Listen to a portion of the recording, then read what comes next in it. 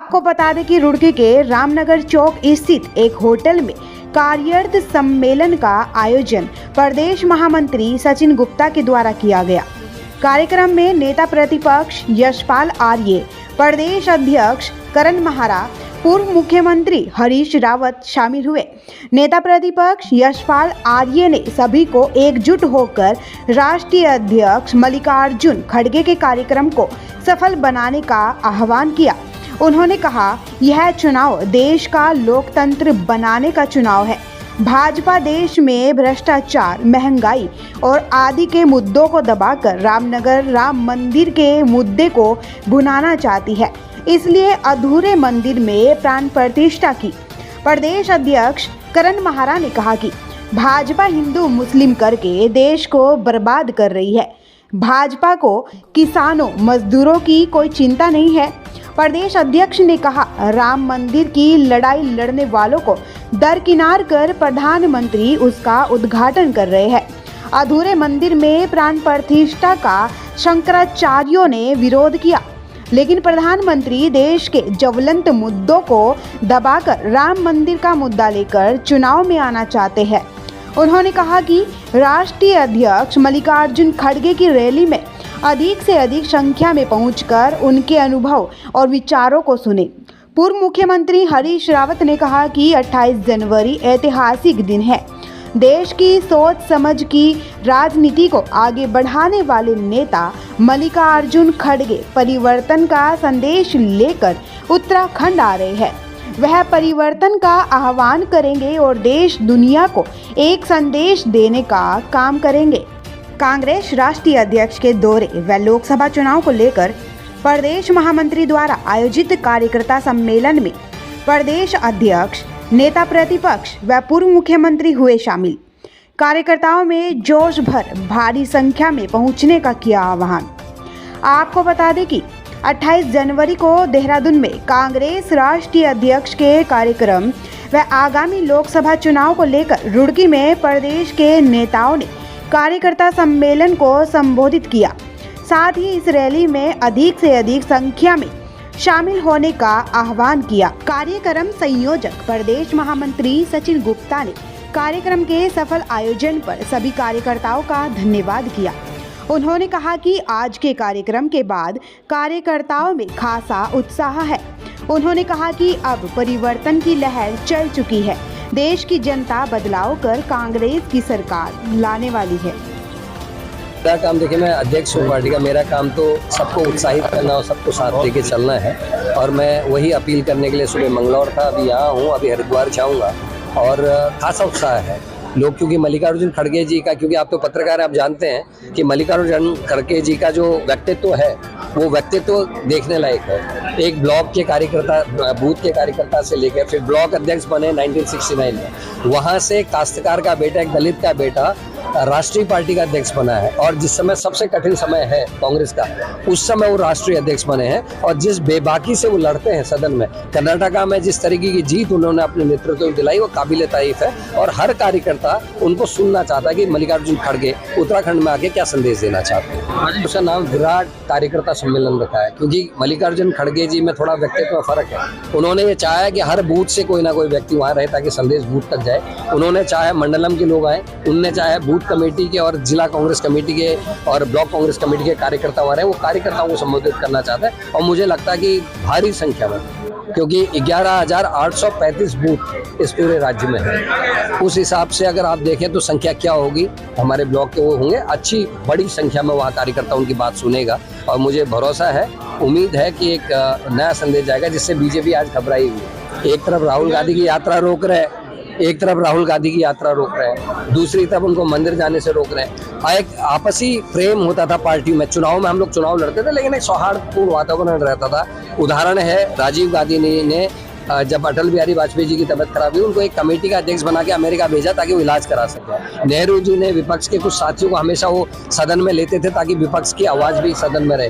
लेकिन दुर्भाग्य है, आज जिस तरीके से बीजेपी चल रही है, ऐसा लगता है कि झगड़ा चल रहा है। राहुल गांधी के संग जो हुआ, मकान खाली कर दो, सदस्यता छीन लो, कुछ भी कर दो, पथराव करा दो, यात्रा रोक दो, यात्रा रोक लो। और आज मैंने देखा जब मल्लिकार्जुन खड़गे के आने से इतनी घबराहट है, डीएम ने साफ मना कर दिया, चिट्ठी देने के बाद बात करें, मैं स्वयं वार्ता की, उसके बाद मंत्री से बात करूंगा, मंत्री से बात की, मंत्री ने ठुकरा दिया, मतलब नया हो गया। कल मोदी आएंगे तो परेड ग्राउंड खुल जाएगा, लेकिन मल्लिकार्जुन खड़गे आ रहे हैं तो संबोधन तक के लिए इजाजत नहीं मिल रही है। तो ये मैं बीजेपी और आरएसएस की और प्रशासन की घोर निंदा इस बात के लिए करता हूं कि एक राष्ट्रीय अध्यक्ष, एक राष्ट्रीय पार्टी का जो मुख्य विपक्षी दल आपका है, उसको आप उसके राष्ट्रीय अध्यक्ष को एक राज्य में अपनी सभा करने के लिए एक मैदान तक उपलब्ध नहीं करा रहे हैं, मना कर रहे हैं। हम पेमेंट के लिए तैयार थे, हमने पत्र भी लिखा, मैंने स्वयं डीएम से भी दूरभाष पर वार्ता की, मैंने स्वयं मंत्री जी से बात की, लेकिन अफसोस है कि सरकार ऐसे कर रही है जैसे झगड़ा है। लोकतंत्र के हथियारों से इससे ज्यादा और उम्मीद कुछ करी भी नहीं जा सकती।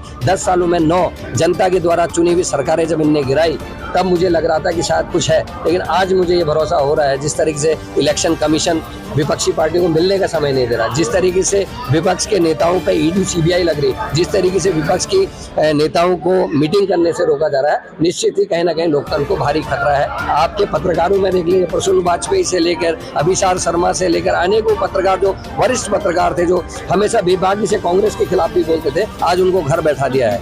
देखिए, विपक्षी पार्टी हमेशा अपनी बात जनता तक ले आने का और अवेयर करने का काम करते हैं। हम बेरोजगारी की बात कर रहे हैं, हम अंकिता की बात कर रहे हैं, हम मणिपुर की बात करें, अंतर्राष्ट्रीय खिलाड़ियों के अपमान की बात कर रहे हैं। मंत्री किसान के बच्चों को मार दे रहा है, कुचल दे रहा है, कुछ कार्रवाई नहीं हो रही।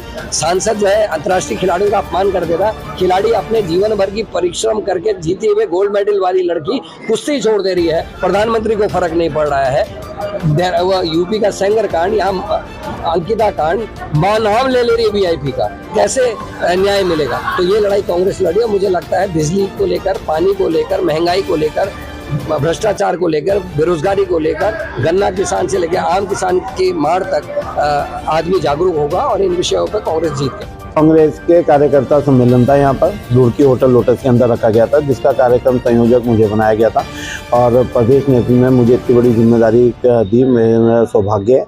आज हमारे प्रदेश अध्यक्ष श्री करण मेहरा जी, हमारे नेता प्रतिपक्ष श्री यशपाल आर्य जी, हमारे पूर्व मुख्यमंत्री श्री हरीश रावत जी और तमाम हमारे विधायकगण जो थे वो सब यहाँ पर उपस्थित थे और उन्होंने आह्वान किया सारे कांग्रेस कार्यकर्ताओं पदाधिकारियों से कि वो 28 जनवरी हमारे राष्ट्रीय अध्यक्ष श्री मल्लिकार्जुन खड़गे साहब जो हैं देहरादून आ रहे हैं, उनकी रैली को सफल बनाएं और उनके आयोजन को बड़ा आयोजन बनाने का काम करने का कार्य करें तथा उनको सुनने का कार्य करें। और लोकसभा 2024 की जो तैयारियों का जायजा वो लेने आ रहे हैं, जो बताने आ रहे हैं कि हमने लोकसभा 2024 को कैसे लड़ना है, हर गली हर मोहल्ले में जाकर जो है कांग्रेस का दीप जलाना है, लोगों को अपने साथ जोड़ना है और ये बताना है खासतौर से कि जो इस देश की नींव रखी है वो कांग्रेस पार्टी के द्वारा रखी हुई है और वो नींव इतनी मजबूत है जिससे आज ये बिल्डिंग खड़ी करने का काम मोदी सरकार, मोदी जी के द्वारा किया जा रहा है।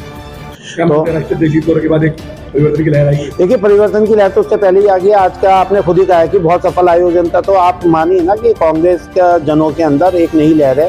कांग्रेस जन आज यहाँ पे काफी संख्या में, भारी मात्रा में उपस्थित थे और वो सब जब यहाँ से निकल कर गए हैं तो वो इस बात का आह्वान करके गए हैं, इस बात का प्रण लेके गए हैं कि वो अपनी क्षमता से 10 गुना ज्यादा आगे चलकर कांग्रेस पार्टी का काम और कांग्रेस पार्टी को आगे ले जाने का काम करेंगे। आज का कार्यक्रम निश्चित रूप से जो हमारे